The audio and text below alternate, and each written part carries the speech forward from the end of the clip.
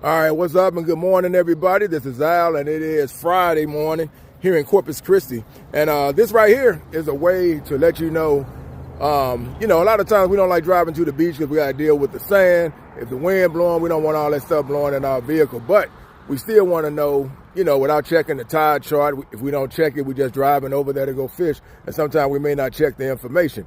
This right here, this is off of Whitecap. And this is Whitecap right before you make that left-hand turn to go down to the South Packery Jetty.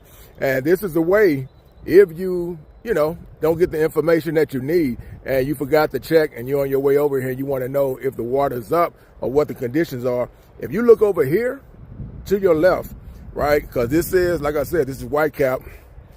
And if you follow it, you'll see that is the turn that we make right here. And then we drive down.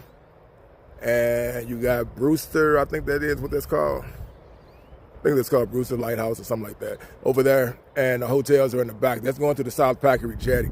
A tell-all is actually seeing water. If you see water here, then that means we got a tide that's coming in, and it's an inflow. So that means water's back here because the tide is up. But if the tide is out, like it is right now, tide is supposed to be rising right now, and it's supposed to be high tide by 4 o'clock. But that being said, that can let you know that you don't need to go to the beach. It's a waste of time to go over there because the water's going to be low, and you're going to have to wait for the tide to change. And when it changes anyway, the water's going to come in so fast that it's going to be hard to actually fish it.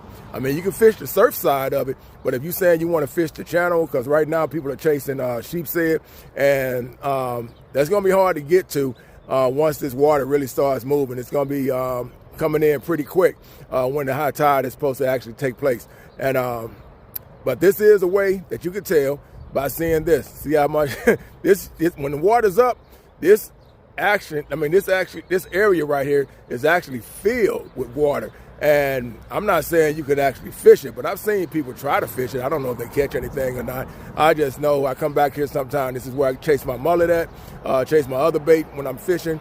And this is how I can tell actually if I didn't check the chart and then I just took off, and I just went over here to go fishing. This saves me a trip of going to the beach, which is what it did this morning. So I didn't check anything. I just took off. I just said, it's a nice morning, let me ride.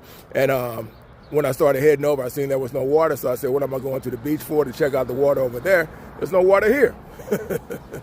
So with that being said, this is how you can tell when there's no water in the beach or over at the surf anyway. So if y'all going fishing, be safe out there. Catch that big one. Peace.